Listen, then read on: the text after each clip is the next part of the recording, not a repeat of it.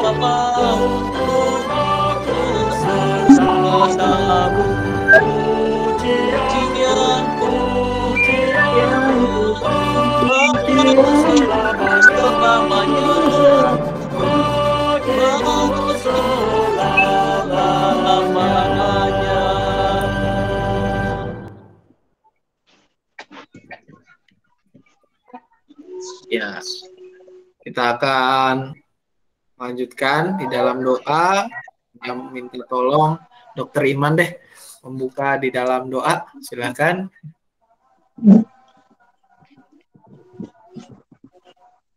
Mari kita berdoa. Bapa kami yang di surga, Bapa yang kami kenal, kami sapa di dalam nama Tuhan Yesus Kristus. Terima kasih ya Tuhan untuk kesempatan yang indah Tuhan di malam hari ini Tuhan.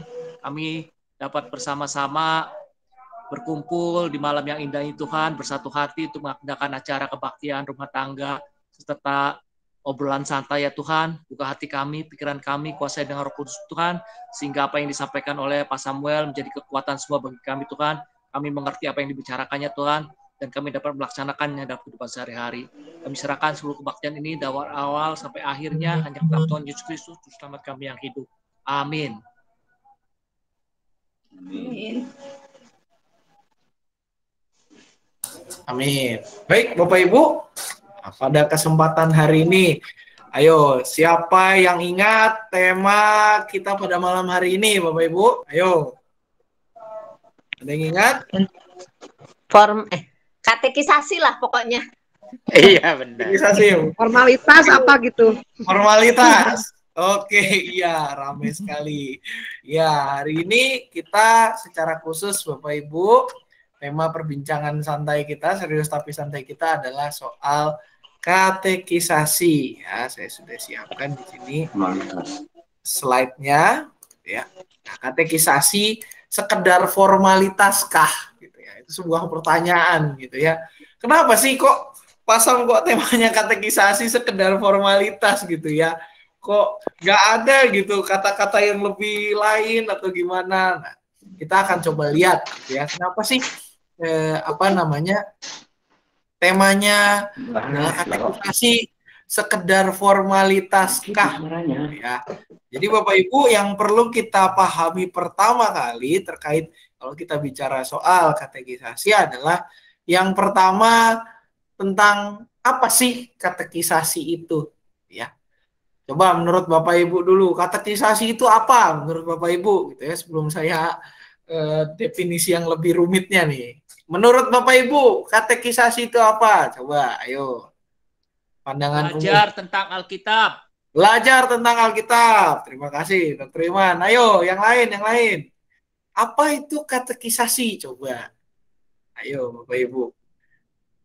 Tenang aja, tidak ada jawaban benar, tidak ada jawaban salah. Tenang. Ini menurut pendapat pribadi kita. Apa itu katekisasi? Ya.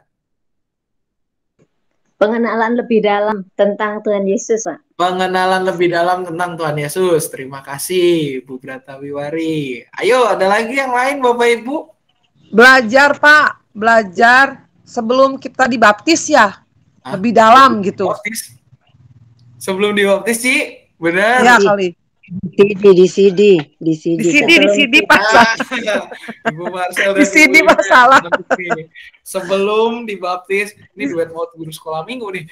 Iya, CD Pak, CD. Sebelum di CD belajar ya, mendalami ya. Bapak Ibu, saya beberapa hari apa ya? Oh, Kamis minggu kemarin saya menyempatkan diri pulang ke rumah gitu ya, ke Bekasi, ngambil beberapa buku di sana. Apa namanya? Orang tua saya cerita gitu ya, satu kali gitu ya. Kebetulan yang di katekisasi ini adalah anggota jemaat di mana orang tua saya berjemaat gitu ya, bukan di sini gitu ya. Kita nggak usah sebut lah GKI-nya di mana, karena nanti disensor. Karena ini tayangan akan masuk ke YouTube gitu ya. Nanti takutnya menyinggung beberapa orang, kasihan gak enak gitu ya. Oke. Satu kali ibu dan bapak saya cerita gitu. Ketika saya pulang sebentar nggak lama cerita. Mama dapat cerita lucu gitu ya. Ibu saya pas bapak saya ada cerita. Anak-anak itu kan mau CD. Anak nih di gereja tempat bapak ibu saya berjemaat gitu ya. Ditanya, apa menurut kamu katekisasi?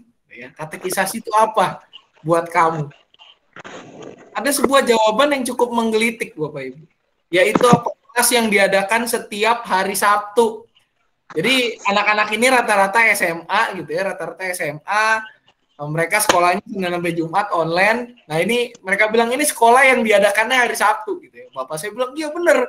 Jadi dapat cerita lah kurang lebih bapak ibu saya gitu ya ketika ada percakapan. Terus ada juga yang bilang satu kali ditanya motivasinya gitu ya. Ada pertanyaan juga, kenapa kamu ikut katekisasi? Jawablah sama ada salah satu peserta katekisan di sana gitu ya, dibilang. Saya ikut katekisasi karena disuruh orang tua saya. Waduh, bingung saya. Kalau untungnya ini nggak terjadi di GKI Cicurug, Bapak Ibu. Puji Tuhan ini nggak terjadi. Karena udah 3 angkatan katekisasi, nggak ada jawaban yang seperti itu. Kita bersyukur, Bapak Ibu, bahwa anak-anak GKI Cicurug itu memandang katekisasi itu bukan sebagai disuruh oleh orang tua gitu yang ikut katekisasi, tapi ada kesadaran sendiri. Ini tentu menjadi sebuah hal yang buat saya menggelitik, dan akhirnya kadang-kadang mungkin akhirnya jangan-jangan orang memandang katekisasi itu sebagai sebuah formalitas. Sebuah ya akhirnya tahapan tadi supaya saya bisa ikut perjamuan kudus, ngerasain yang namanya anggur sama roti yang dibagiin pendeta, harus sudah di CD. Salah satu cara supaya di CD apa? Yaitu katekisasi. Oke, saya ikut katekisasi formalitas. Supaya saya bisa diberkati dan diteguhkan pernikahannya gitu ya. Saya ikut katekisasi gitu. Dan alasan-alasan lainnya. Nah, tetapi Bapak Ibu, kalau kita mencoba melihat apa itu katekisasi secara definitif gitu ya, dalam tata laksana kita dipaparkan bahwa katekisasi adalah pendidikan iman ya. Katekisasi adalah pendidikan iman dan ajaran tentang pokok-pokok iman Kristen. Untuk apa? Untuk mempersiapkan katekisan menjadi anggota sidik yang memahami dan melaksanakan tugas panggilannya dalam kehidupannya secara utuh. Jadi katekisasi itu Bapak Ibu bukan formalitas, bukan apa-apa, bukan kelas di hari Sabtu, karena ada aja katekisasi yang tidak, kelas katekisasi yang dilakukan tidak di hari Sabtu. Tetapi katekisasi itu apa? Katekisasi adalah pendidikan iman dan ajaran. Kalau udah dengar kata pendidikan, Bapak Ibu, tentu ini yang menjadi sebab kenapa katekisasi itu selalu diawali dengan kata-kata kelas katekisasi. Karena ini adalah sebuah pendidikan. Pendidikan iman dan ajaran. Jadi nggak cuma kita berbicara tentang iman kita aja kepada Kristus, tetapi juga apa?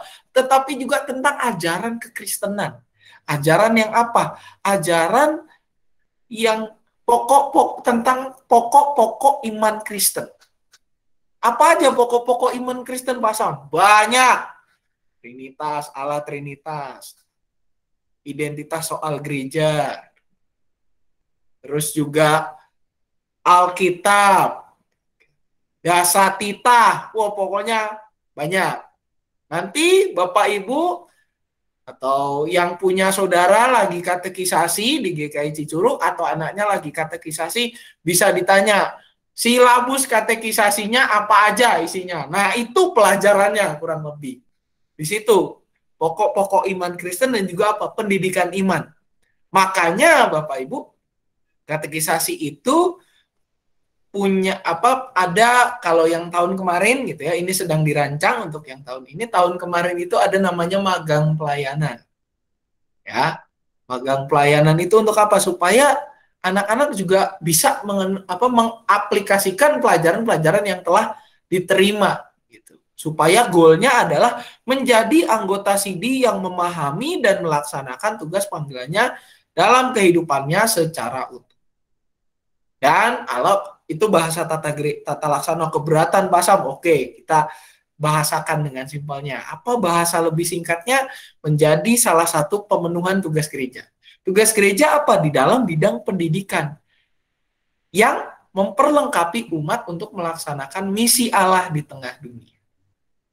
Setiap kita, Bapak Ibu, harus kita pegang. Identitas kita adalah hamba Tuhan. Jadi hamba Tuhan itu kalau ditanya orang, siapakah hamba Tuhan? Hamba Tuhan adalah kita. Kenapa? Karena kita ini adalah pengikut Tuhan. Pengikut itu berarti hamba. Tetapi Tuhan juga mau bersahabat dengan kita. Hamba yang menjadi sahabat. Itulah setia. Jadi hamba Tuhan itu Bapak Ibu bukan cuma pendeta, bukan cuma pengerja. Tetapi seluruh umat yang beribadah atau seluruh umat Kristen itu adalah hamba Tuhan. Perlu kita pegang ini Bapak Ibu. Jadi setiap kita adalah hamba Tuhan. Kalau ada gereja yang mengatakan hamba Tuhannya cuma 1 atau 2, tetapi yang ibadah jumlahnya ratusan, itu keliru. Kenapa? Karena yang namanya hamba Tuhan adalah pengikut Tuhan. Berarti kalau GKI Cicurug punya total kurang lebih 900 anggota jemaat, kurang lebih sekitar 800-an lah gitu ya, ganjilnya. Kalau sekitar 800-an, berarti jumlah hamba Tuhan di GKI Cicurug adalah 800 sekian, atau kita bulatkan aja 900 sekian. Karena yang namanya hamba Tuhan itu rentang usianya dari anak-anak kecil banget sampai mereka yang sudah lansia. Mereka yang mengaku percaya imannya kepada Yesus Kristus itu disebut sebagai hamba Tuhan. Jadi Bapak Ibu kita harus pegang. Status kita adalah apa? Hamba Tuhan. Itu.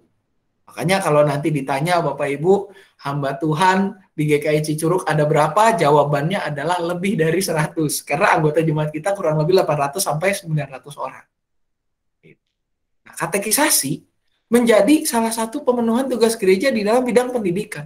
Memperlengkapi hamba-hamba Tuhan tadi, khususnya hamba-hamba Tuhan yang tadinya anggota baptisan, mereka yang berada di bawah tanggung jawab pendidikan iman orang tuanya, menjadi hamba Tuhan yang dewasa, statusnya anggota CD. Anggota CD itu kan adalah anggota yang diakui kedewasaannya. Berasal dari kata CD. CD itu artinya adalah orang yang sudah dewasa. Orang yang sudah, istilahnya diperlengkapi, dididik, ngerti, ini itu. Salah satu cara supaya orang itu diakui kedewasaan adalah dengan belajar di kelas katekisasi. Ini yang implikasinya Bapak Ibu nanti memperlengkapi umat untuk melaksanakan misi Allah di tengah dunia. Nah, pertanyaan yang muncul berikutnya Bapak Ibu, Pak, bukannya gereja adalah persekutuan? Kok ada fungsi pendidikannya? Nah, ini juga adalah sebuah pertanyaan yang muncul Bapak Ibu ketika ini nyata terjadi begitu ya di dalam pertemuan orang tua katekisan.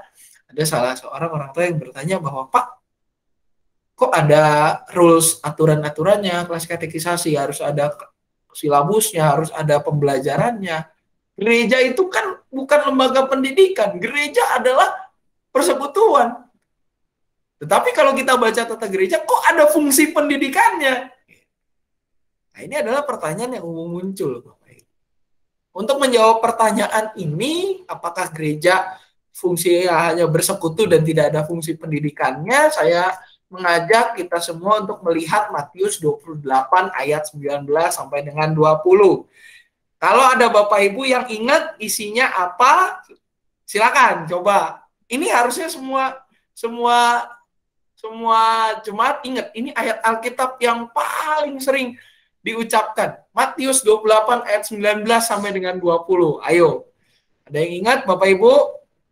Coba isinya apa? Ayo. Matius 28. Coba ingat-ingat Bapak Ibu. Matius 28 ayat 19 sampai dengan 20. Ini ayat Alkitab yang sering banget. Kalau membuka Alkitab ini cukup buka kitab Markus, diceplek dikit belakangnya udah ketemu kalau di Alkitab isi. Ada yang ingat Bapak Ibu? Apa isi Matius 28? Ayat 19 dulu coba. Ayat 19. Karena itu, pergilah, jadikanlah semua bangsa muridku dan baptislah mereka dalam nama Bapa dan Anak dan Roh Kudus. Mantap, Bu Marcel. Terima kasih. Coba ayat 20. Bapak Ibu, ada yang ingat ayat 20? Dan ajarlah mereka melakukan segala sesuatu yang telah kuperintahkan kepadamu. Dan ketahuilah, aku menyertai kamu senantiasa sampai kepada akhir zaman. Ayat hafalan, Pak. Ya, mantap Bu. Mantap Cimel. Ini ayat hafalan sekolah minggu untuk minggu ini ya Bapak Ibu. Karena itu pergilah, jadikanlah semua bangsa muridku dan baptislah mereka dalam nama Bapa, Anak, dan Roh Kudus, dan ajarlah mereka melakukan segala sesuatu yang telah kuperintahkan kepadamu. Dan ketahuilah, aku menyertai kamu senantiasa sampai kepada akhir zaman. Nah, ini dua ayat yang nggak bisa dilepaskan satu dengan yang lain, Bapak Ibu. Nggak bisa kita cuma baca ayat 19-nya doang. Karena ayat 19-nya itu cuma berhenti di baptislah mereka dalam nama Bapa, Anak, dan Roh Kudus. Itu masih koma, nggak titik. Tapi apa? Dan ajarlah mereka melakukan segala sesuatu yang telah kuperintahkan kepadamu. Dan ketahuilah, aku menyertai kamu senantiasa sampai kepada akhir zaman. Nah, kan Pasam, saya nanyanya kenapa gereja punya fungsi pendidikan? Kok dikasih jawabannya ayat? Nah, kenapa saya mengacu kepada ayat ini? Ada 3 hal Bapak Ibu yang Yesus kemukakan di dalam ayat ini. Sehingga mengingatkan kita sebagai gereja untuk memiliki apa? Fungsi pendidikan. Yang pertama kalau kita lihat Bapak Ibu, frasa per frasa atau kalimat per kalimat. Yang pertama adalah jadikan semua bangsa muridku. Nah, kalau udah bicara murid Bapak Ibu tentu ini kaitannya erat dengan sekolah, ya. Kalau bicara murid tentu erat kaitannya dengan sekolah. Sekolah bisa tutup karena nggak ada muridnya, ya. Sekolah bisa tutup karena nggak ada muridnya. Sekolah juga punya pengaturan jumlah ideal murid per kelas berapa dan seterusnya. Nah, kalau udah bicara soal murid berarti ini gereja sebagai persekutuan umat Tuhan dipanggil untuk apa? Untuk ibarat kata kita buka pendaftaran. Jadikan semua bangsa muridku. Merupakan apa? Tugas rasuli yang dimiliki oleh setiap siapa? Setiap kita, setiap umat, setiap hamba-hamba Tuhan. Ya. Diingat ya Bapak Ibu, pegangannya hamba Tuhan itu bukan cuman Pendeta bukan cuman penatua, tetapi siapa hamba Tuhan? Hamba Tuhan adalah kita semua. Setiap orang yang mengaku percaya kepada Yesus Kristus sebagai satu-satunya jalan keselamatan. Gak ada yang lain. Ya. Ingat Bapak Ibu. Kalau orang bilang jalan keselamatan itu ada banyak, kita sebagai umat Kristen cuma bilang, oke, kalian boleh berbeda, tapi kita percaya bahwa jalan keselamatan kita hanya ada di dalam Yesus Kristus. Sebab apa? Yohanes 14 bilang, aku adalah jalan, kebenaran, dan hidup. Tak ada seorang pun yang dapat sampai kepada Bapa tanpa melalui aku. Nah ini, di dalam bagian inilah gereja punya tugas pendidikan. Menjadikan semua bangsa murid dari Tuhan. Artinya, gereja itu punya tugas membawa kabar sukacita kepada dunia. Dengan apa? Menyebarkan Injil. PI zaman dulu, Bapak Ibu namanya. Penginjilan, penyebaran Injil. Apa sih Injil? Injil itu adalah kabar sukacita. Loh, sukacita apa, Pastor? Sukacita bahwa kita telah ditebus oleh Tuhan, dimurnikan, dan sekarang kita bukan lagi hamba dosa, tetapi adalah hamba Tuhan. Kabar sukacita di dalam penebusan Yesus Kristus. Menjadikan semua bangsa murid Tuhan. Kalau kita pakai analogi sebuah sekolah, ini kita ngajakin anak-anak supaya orang itu belajar. Belajar apa? Belajar keselamatan. Menjadikan semua bangsa murid. Nah, berikutnya apa? Membaptis. Ya. Baptislah mereka dalam nama Bapa, Anak, dan Roh Kudus. Baptislah, Bapak Ibu, pesan baptislah. Itu dimaknai sebagai pesan mengajak. Mereka yang telah menerima kabar sukacita, kabar keselamatan di dalam Yesus Kristus untuk masuk di mana? Masuk di komunitas iman. Perlu kita ingat Bapak Ibu, baptisan itu adalah meterai. Baptisan adalah tanda. Baptisan bukan sesuatu yang apa? Kalau paham iman kita, baptisan itu bukan yang menyelamatkan.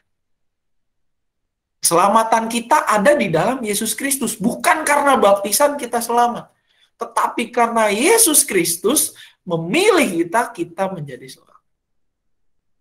Dari yang tadinya tidak selamat. Baptisan itu berarti apa? Baptisan adalah meterai. Tanda bahwa orang ini merupakan bagian dari keluarga Allah.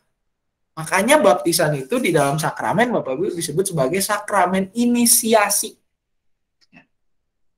Sakramen inisiasi.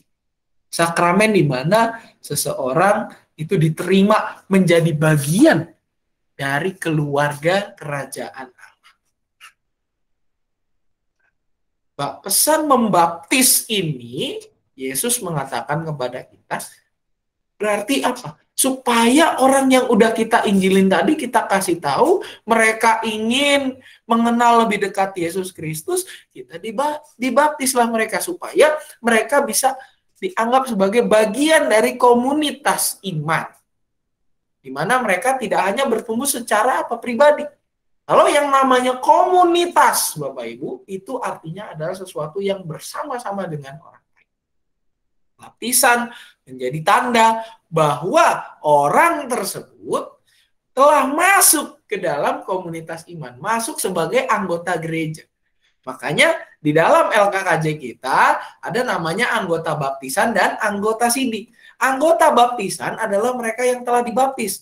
Pertambahannya ketika ada baptis anak-anak. Kalau mereka belum disidi, udah dibaptis waktu anak-anak, itu masih masuk sebagai anggota baptisan. Anggota sidi, mereka yang telah disidi atau mereka yang telah menerima baptis dewasa. Nah, ini yang melanjutkan berikutnya. Nggak cuma dibaptis, Bapak Ibu. Yang namanya gereja itu tugasnya nggak cuma menjadikan semua bangsa murid, nggak cuma berhenti dibaptis, tapi apa? Berlanjut mengajar mereka melakukan. Mereka udah menerima kabar sukacita. Mereka udah mau bertumbuh bersama dengan komunitas. Nah, tugas kita berikutnya apa? Udah masuk nih, ibarat kata orang udah dikasih formulir pendaftaran, udah oke, dia isi, dia mau, dia mendaftar ke sekolah, gitu ya, mendaftar. Udah mendaftar, sekarang apa?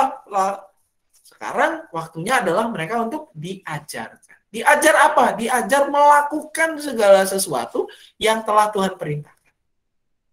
Ini menjadi aksi lanjutan. Makanya Bapak Ibu membaca Matius 28 ayat 19 sampai dengan 20, ini nggak cukup 19-nya doang. Karena baptisnya nggak berhenti di baptisan, itu masih koma. Mengajar. Mengajar apa? Ini sesuatu yang Tuhan Yesus ajarkan. Kasihilah sesamamu manusia seperti dirimu sendiri. Kasihilah Tuhan Allahmu dengan segenap hatimu, jiwamu. Kasihilah musuhmu dan berdoalah bagi mereka yang menganiaya kamu dan yang lain-lain. Ini menjadi aksi lanjutan di mana mereka yang telah dibaptis ini meneladani Kristus lebih dalam lagi. Nah, di mana katekisasi? Pesan ajarlah ini yang diupayakan oleh gereja salah satunya lewat proses katekisasi. Kalau kita lihat dari pesan ajarlah aja, itu udah menunjukkan kepada kita bahwa gereja punya fungsi pendidikan. Kalau gereja nggak punya fungsi pendidikan, nggak mungkin kita mengenal ibadah anak atau kebaktian anak itu dengan nama sekolah minggu. Itu udah identik banget. Kita mau ganti, namanya jadi kebaktian anak aja. Dulu ya, saya ingat di GKI, sekarang kan lagi rame nih.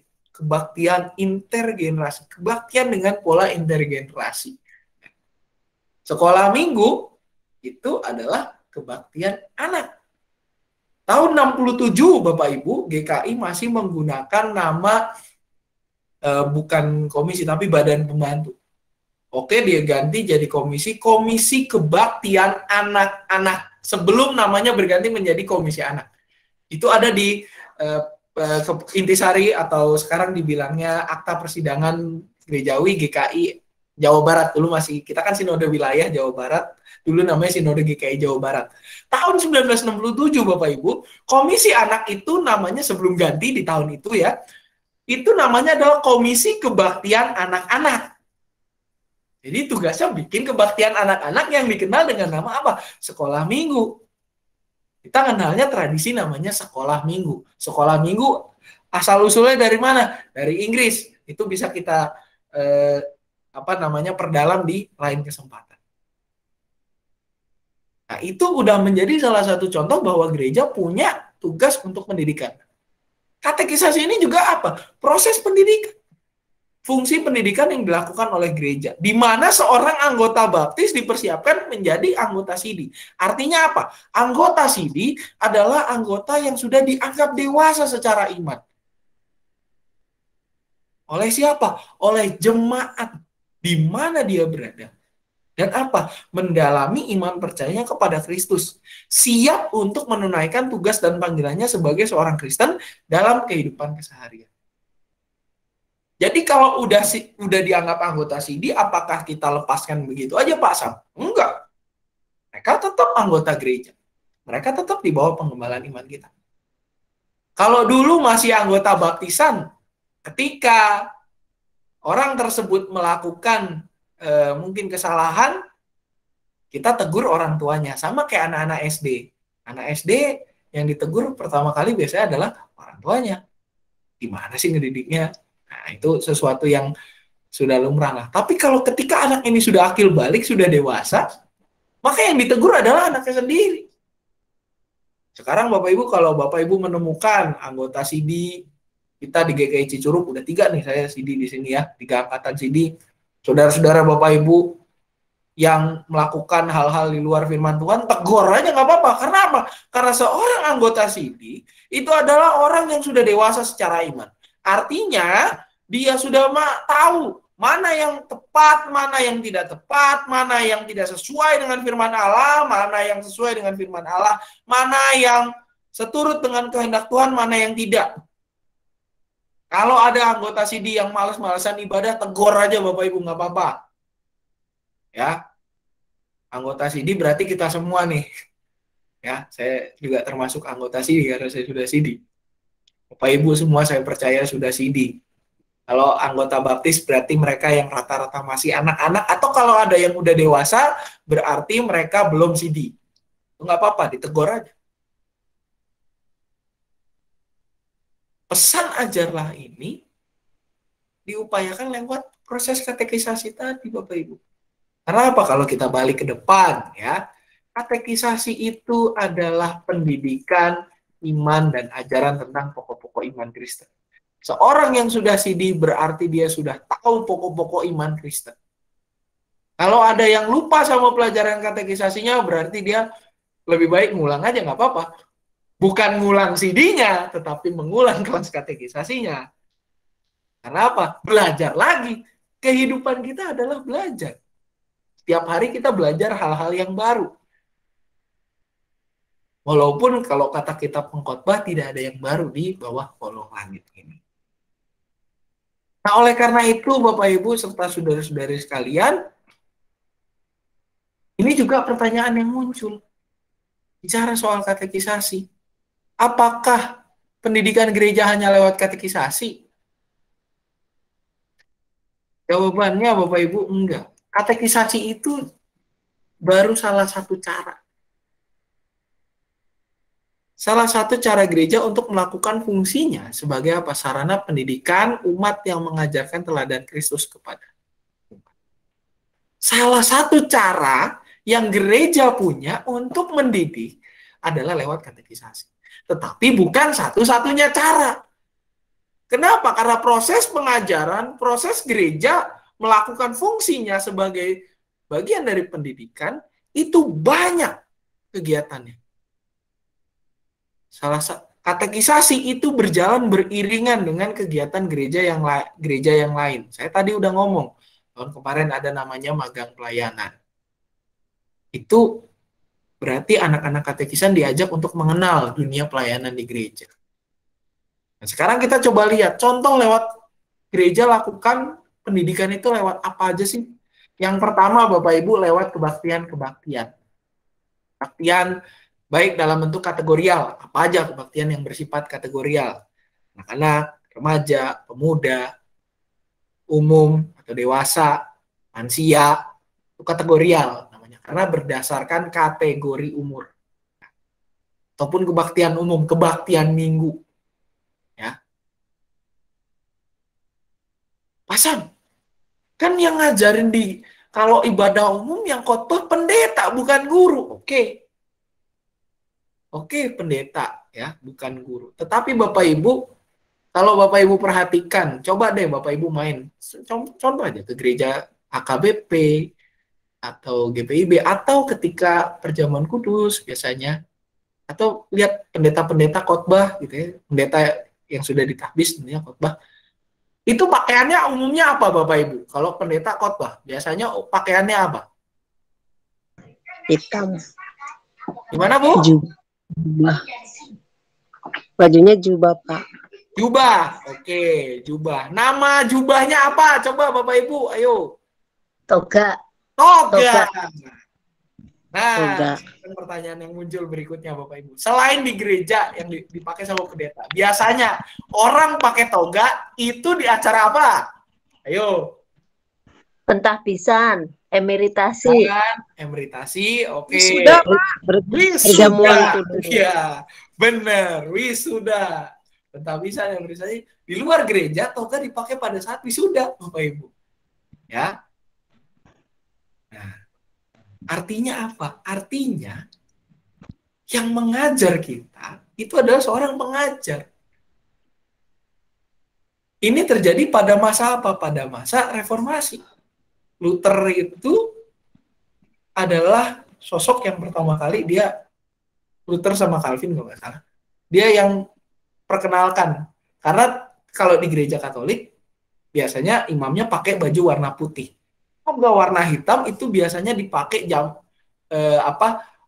anak-anak kuliahan. Jadi zaman dulu Bapak Ibu universitas di tahun 1500-an seragamnya adalah toga ya.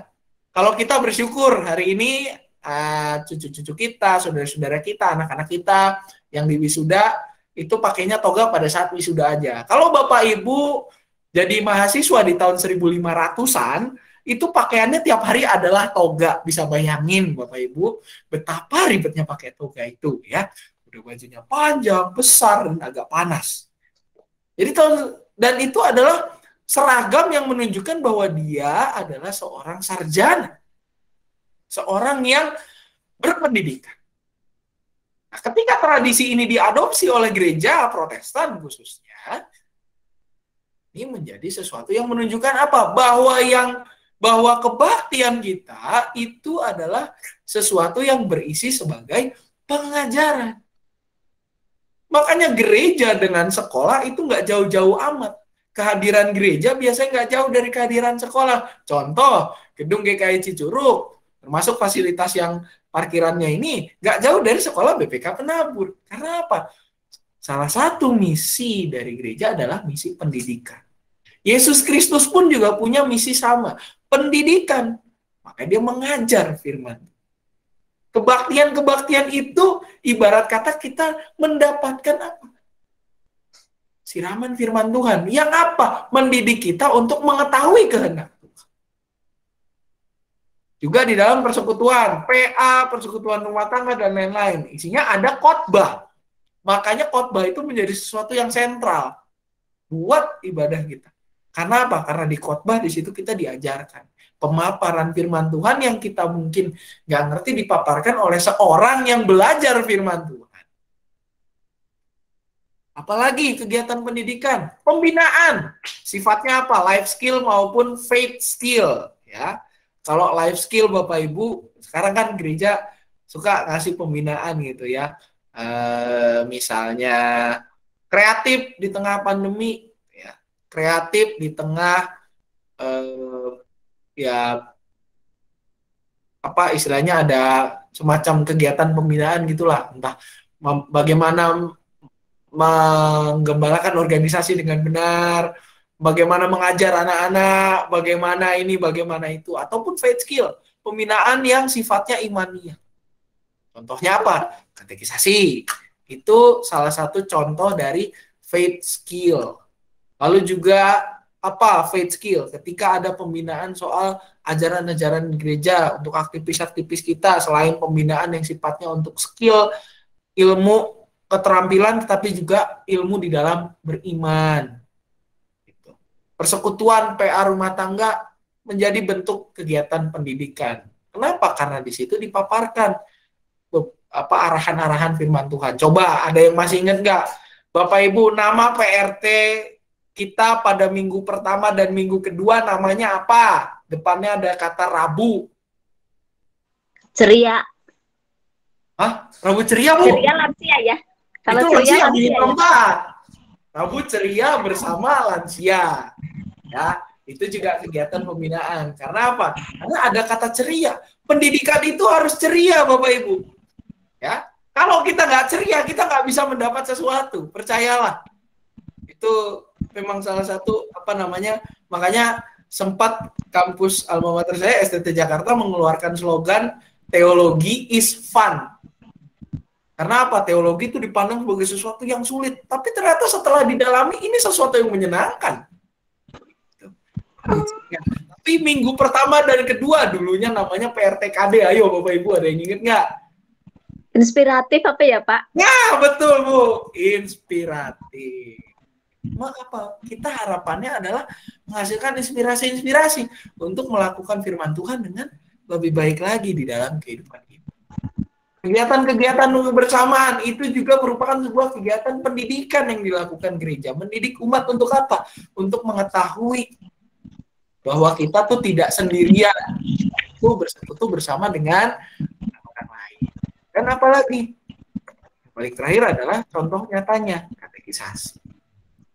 Apakah katekisasi untuk anak muda aja? Enggak. Katekisasi itu buat orang tua pun boleh. Karena apa? Karena itu adalah kegiatan untuk mengenal iman.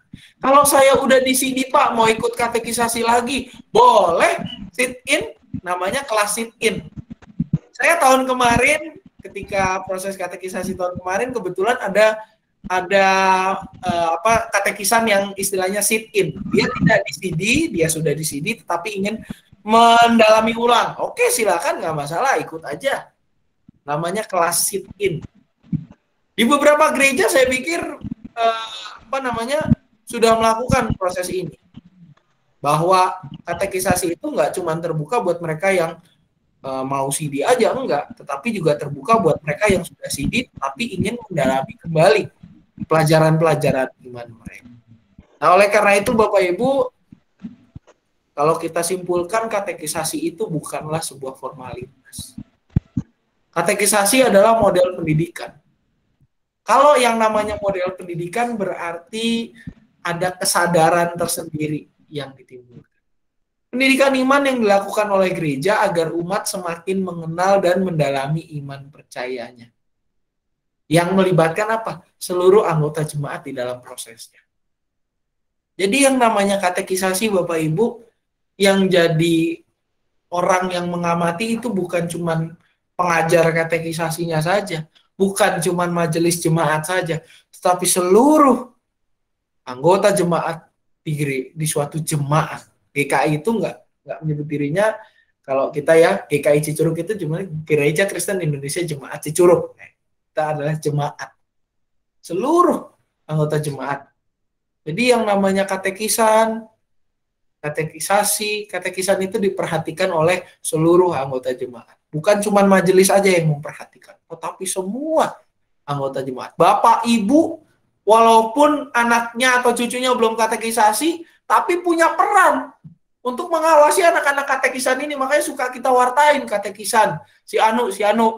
Ketika mau di sini kan kita wartain dulu. 3 kali pewartaan. Jika ada keberatan berdasarkan alasan tata gereja atau Alkitab, dan keberatan yang sah, silakan ditulis mengirimkan ke majelis jemaat.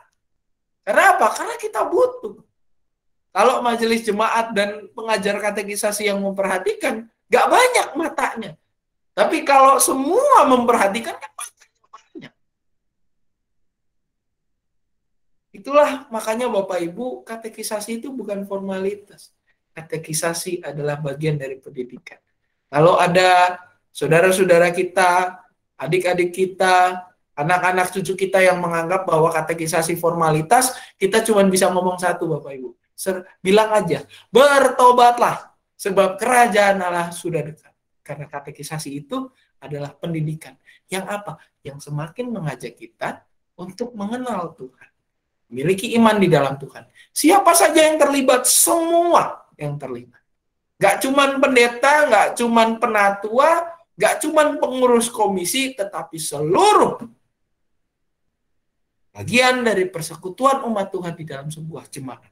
Artinya kita semua punya peran di dalam mendidik orang-orang yang menjadi katekisan. Mereka yang memberi diri. Untuk apa? Untuk mempelajari dan mendalami iman percaya mereka sebagai wujud proses pendewasaan iman mereka. Itu materi kita Bapak Ibu untuk kesempatan sore hari ini. Barangkali Bapak Ibu ada yang mau menambahkan atau ada yang mau bertanya, dipersilakan. Kita open discussion. Barangkali ada yang mau nanya-nanya, mau berdiskusi. Dipersilakan Bapak Ibu.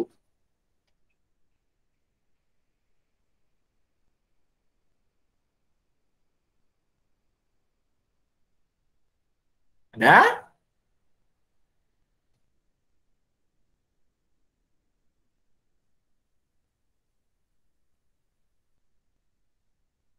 Oke, kalau tidak ada, nanti saya akan share materinya. Mudah-mudahan Bapak Ibu ini membuka wawasan kita, mengingatkan kita bahwa katekisasi itu bukan formalitas. Kenapa anak-anak katekisasi itu bukan karena disuruh oleh orang tuanya, bukan supaya anak-anak atau cucu kita bisa minum perjamuan, bukan.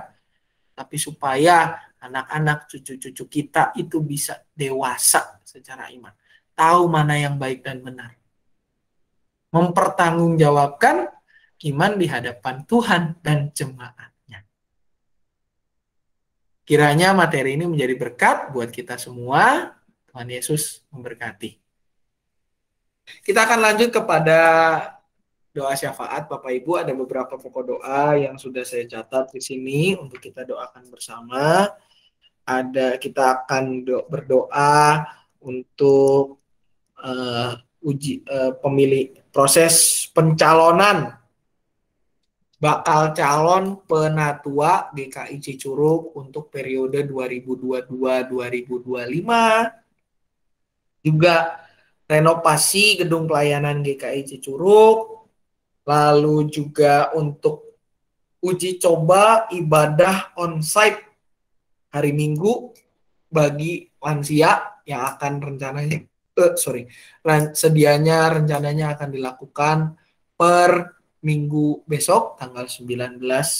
Juga kita mengingat beberapa rekan-rekan kita, sanak saudara kita yang dalam kondisi sakit atau dalam pemulihan, untuk saudara Renward Ade Siahaan, lalu untuk Ibu Tina, Mama dari Keisha, Ibu Lina Eko Rahayu, juga ada beberapa yang lain. Barangkali ada tambahan, Bapak Ibu dipersilakan.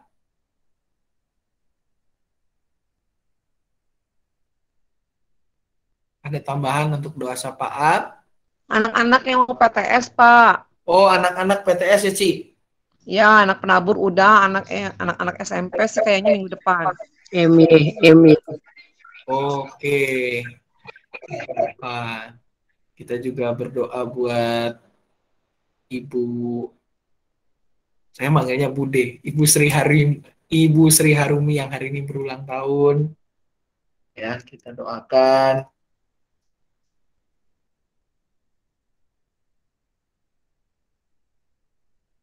Ada lagi Bapak Ibu?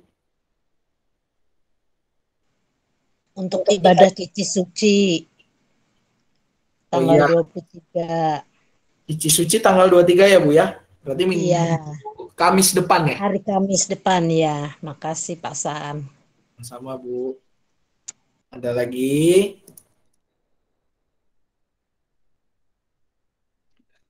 Baik Bapak Ibu, kalau sudah tidak ada, mari kita bersatu di dalam doa.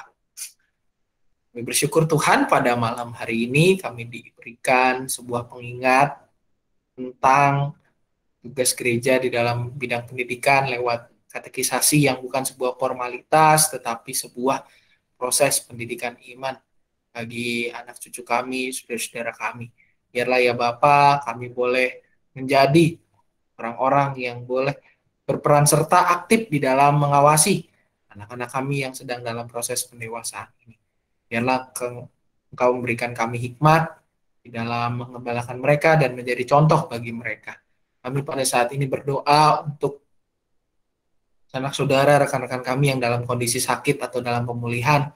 Kami berdoa untuk saudara Renward Ade Siahaan, Ibu Tina Mama dari Kesia, Ibu Triwinarni adik dari Bu Lasmi, juga rekan-rekan sanak saudara kami yang lain yang belum dapat kami sebutkan satu persatu.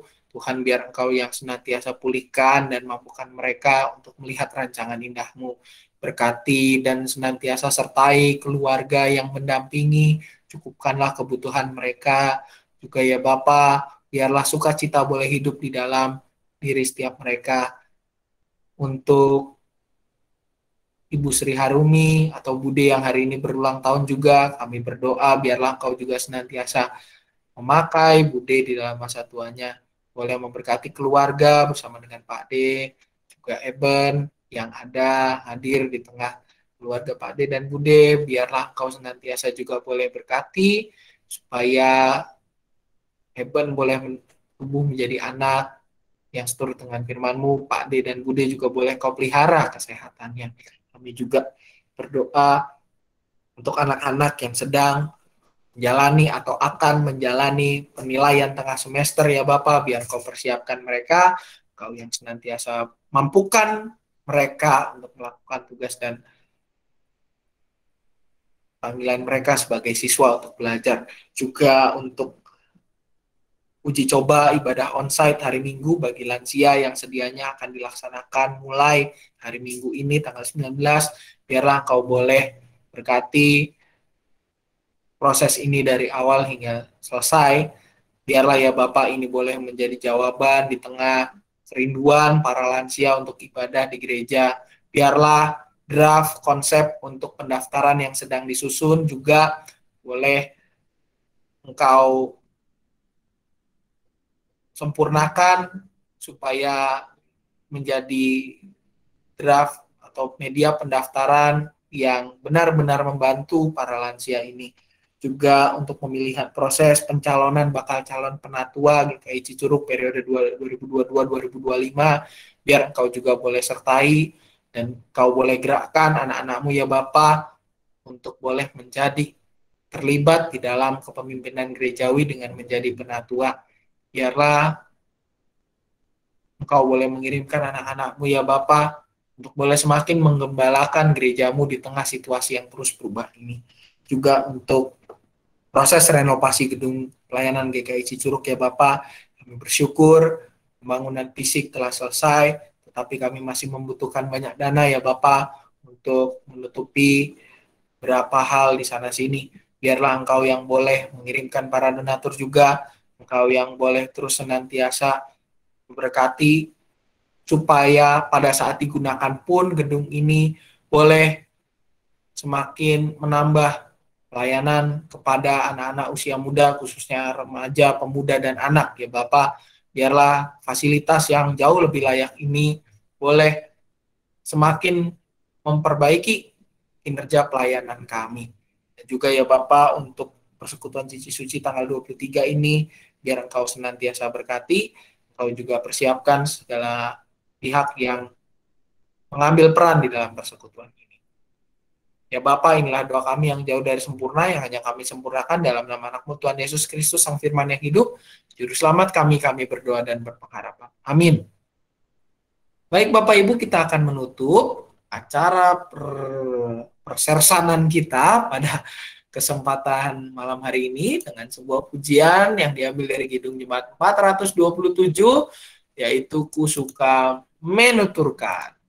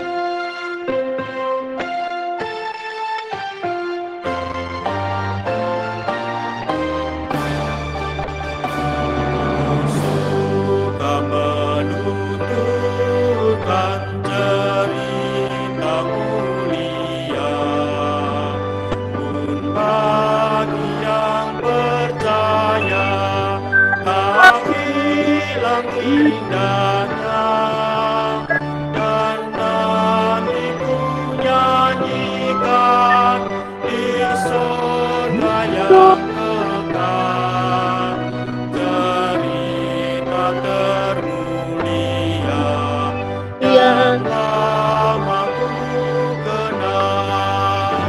Ku suka menuturkan, ku suka memasyurkan cerita Tuhan Yesus dan cinta kasih-Nya.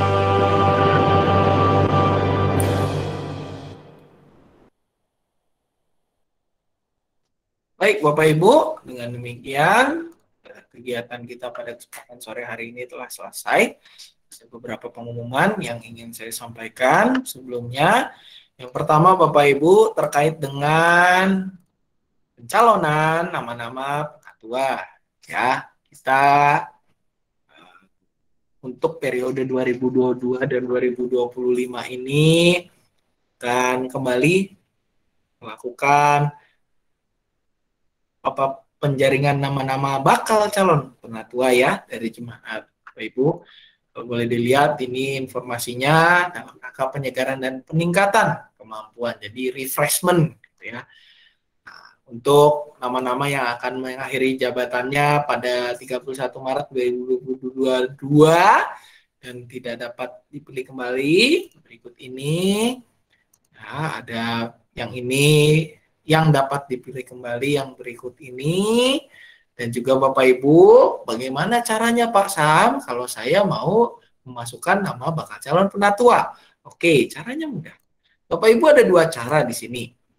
Yang pertama adalah secara online ya. Bapak Ibu bisa klik link berikut ini kalau yang secara online. Ya, ini yang secara online. bit.ly P3 GKI Cicurug ada di Facebook. Nanti mungkin sebentar lagi saya copy supaya saya bisa kirimkan ke grup keluarga. Itu yang secara online. Pak Sam, saya bingung kalau secara online. Susah. Bingung pencet HP-nya yang mana? Oke, nggak apa-apa Bapak Ibu. Bisa lewat secara yang tidak online. Gimana caranya? Yaitu adalah meminta form pencalonan penatua. Di mana bisa mintanya Pak Sam? Bisa minta di TO. Yang pertama, kita sudah sediakan. Yang kedua, bisa minta lewat penatua pendamping wilayah. Penatua pendamping wilayah Bapak Ibu bisa cek di di Warta Jemaat ya. Ada daftar penatua pendamping wilayah di situ, dan pengumpulan nama paling lambat diterima pada tanggal 10 Oktober 2021 ya. Bapak Ibu tolong dicatat, akan diterima paling lambat adalah 10 Oktober 2021. Itu yang kabar pertama. Bagi yang kedua adalah terkait juga dengan ibadah uji coba ibadah onsite lansia. Ini kabar gembira untuk kita semua Bapak Ibu. Pada PMJ kemarin diputuskan bahwa lansia diizinkan untuk ikut beribadah secara onsite atau di gereja dengan ketentuan yang pertama adalah telah menerima vaksin 2 kali alias vaksin lengkap. Yang kedua adalah sehat ya. Jadi kalau dalam kondisi sakit jangan memaksakan Bapak Ibu.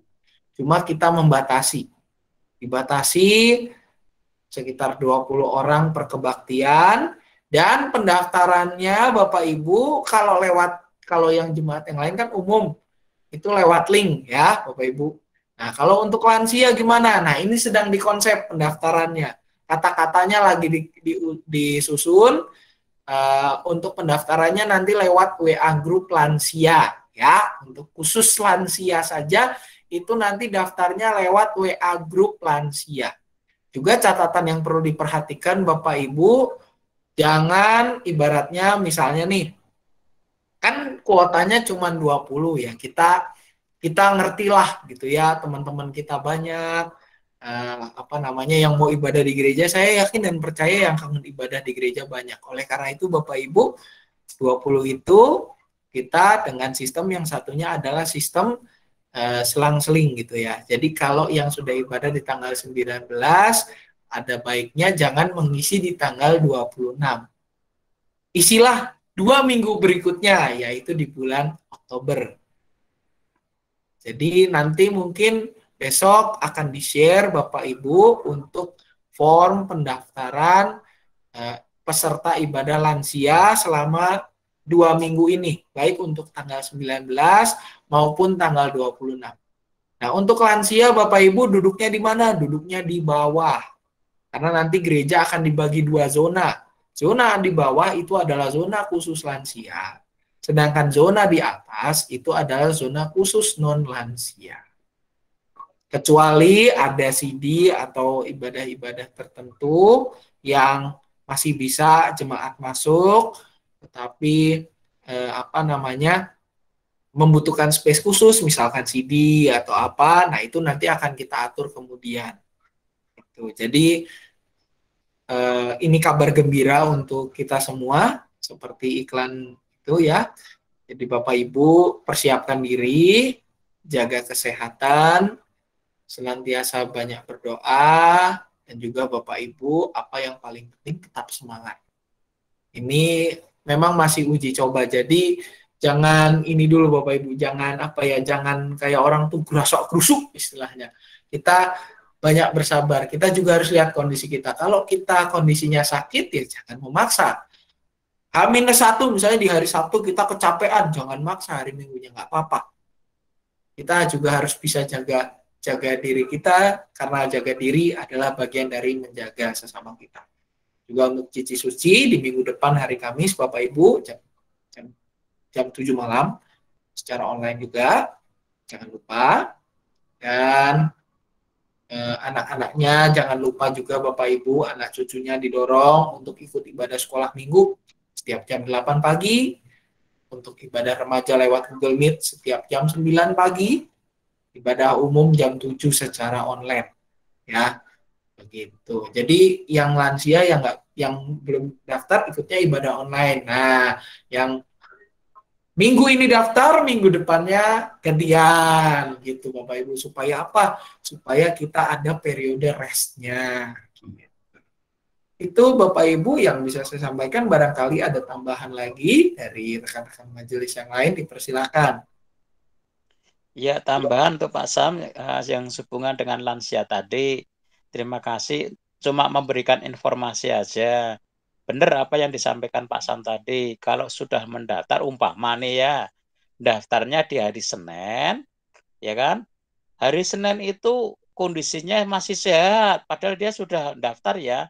Tapi tiba-tiba di hari Jumatnya itu kondisinya sakit. Ya, terus hari Minggunya sampai hari Sabtu masih kondisi sakit, ya jangan dipaksain walaupun sudah mendaftar. Seperti itu Pak Sam ya? Betul Pak Puji, betul 100. Betul Pak.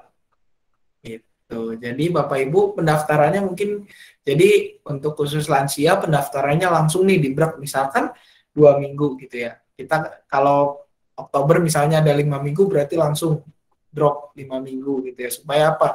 Supaya kita tahu, kita bisa ngeblok. Kalau yang udah minggu ini ibadah, ada baiknya minggu depannya ibadahnya online. Jadi kita saling gantian. Karena kuotanya juga terbatas Bapak Ibu.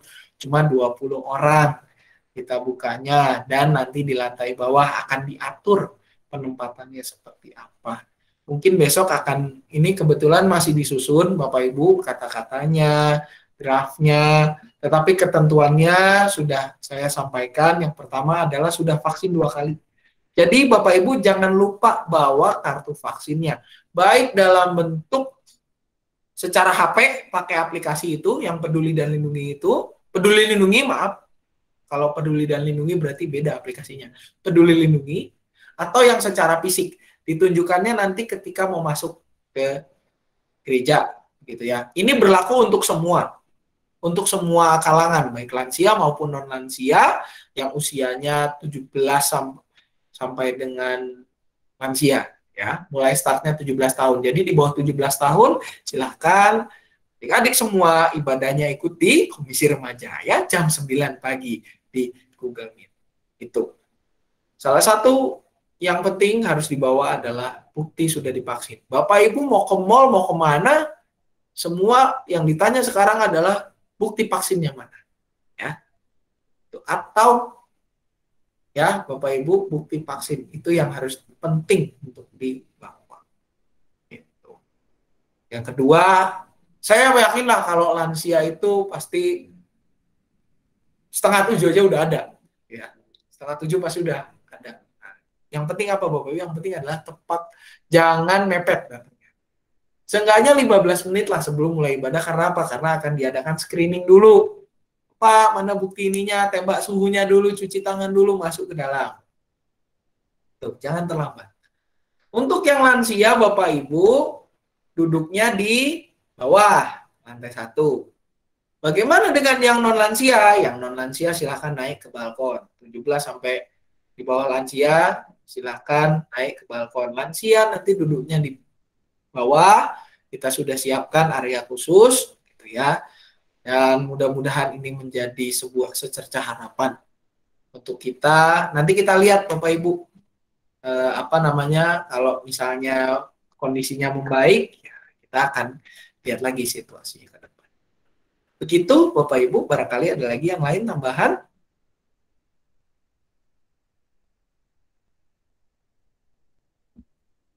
Baik, kalau sudah tidak ada tambahan, terima kasih atas kehadiran Bapak Ibu. Minggu depan adalah PRT Lansia di hari Rabu.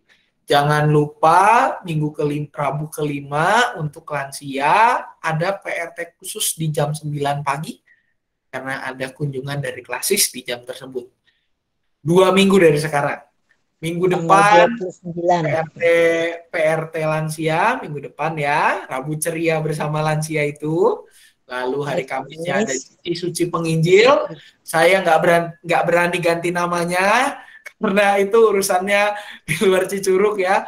Kalau misalnya boleh diganti itu Kamis Ceria, lebih seru ya. Kamis Ceria bersama Cici Suci Penginjil ya. Jangan kita cuma bilang persekutuan Cici Suci. Kalau bisa diganti itu oke lah. Tapi kalau yang di GKI Cicurug, Rabu Ceria, Rabu Inspiratif, karena apa? Kita mayoritinya adalah di kegiatan di Rabu. Jangan lupa Rabu minggu depan lansia, Kamis minggu depan ada Cici Suci, dan juga Bapak Ibu, yang paling penting apa? Tetap lakukan 3M dan 1T. Ya. Apa itu? Memakai masker, jaga jarak, menjaga kesehatan juga tentu ya, mengurangi mobilitas, dan 1T-nya apa Pak Sam? 1T-nya adalah tidak membuat kerumunan. Ya, tidak berkerumun maupun tidak membuat kerumunan. Karena kalau menjauhi kerumunan berarti udah ada kerumunan. Nah, kalau kita tidak membuat kerumunan berarti kita tidak menimbulkan resiko penyebaran pandemi COVID ini. Begitu Bapak Ibu. Tetap semangat, tetap jaga kesehatan, dan tetap berdoa selalu untuk setiap kita. Doakan juga untuk gereja kita di dalam pelayanannya, termasuk untuk para aktivis, majelis jemaat, karyawan, semua, termasuk juga untuk gedung pelayanan kita yang sudah baru ini. Tetap doakan selalu Bapak Ibu, supaya kita juga suatu saat kelak bisa kembali beribadah dengan sebagaimana sedia kala. Itu saja Bapak Ibu, selamat malam. Yesus. Tambahan Pak Sam. Silakan Pak Puji. Iya, tambahan untuk hari Minggu besok itu ada pelantikan pengurus klasis. Kalau yang dari kita Pak Sugiran sama Pak Tantang itu ya. Jam 9.30 ya. Itu. Iya. Ya, itu di YouTube-nya GKI Cipinang Indah, setahu saya ya Pak ya. Betul sekali, iya. Sekedar informasi aja. Terima kasih. Pengurus dari Komisi Anak ya, ada Ci-Email yang di klasis, di remaja juga ada Andi dan Mary. Dari Situmorang, di pemuda ada Bima dan Beben, setahu saya. Iya, Bima. Karena kebetulan penatua pendampingnya Penatua Retnoasi untuk di klasis, pemuda klasis. Lalu untuk komisi dewasa ada Bu Korin. Bu Korin, iya. Bu Korin aja ya Bu ya? Iya, Bu Korin aja.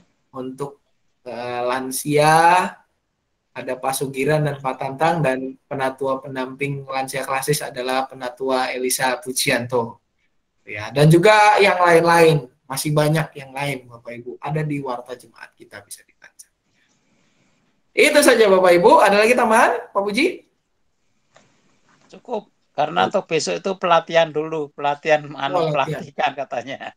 Oh iya boleh Pak, dilatih dulu Pak ya. Latihan nyanyi, apa saya nyanyi Pak? Boleh, boleh. Janganlah Pak, jangan. Nanti hancur lebur dunia ini. Oke Bapak Ibu, selamat malam. Tuhan Yesus memberkati. Terima kasih. Terima kasih, selamat malam semuanya. Selamat ulang tahun Bude. Selamat ulang tahun. Abang Warso Bude. Bude. Sehat-sehat.